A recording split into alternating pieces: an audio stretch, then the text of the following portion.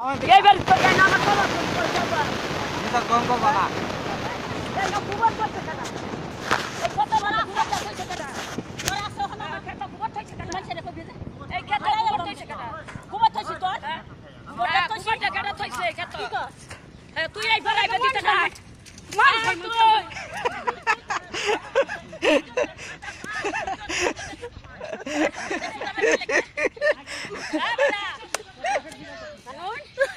মারলে মারা হয় না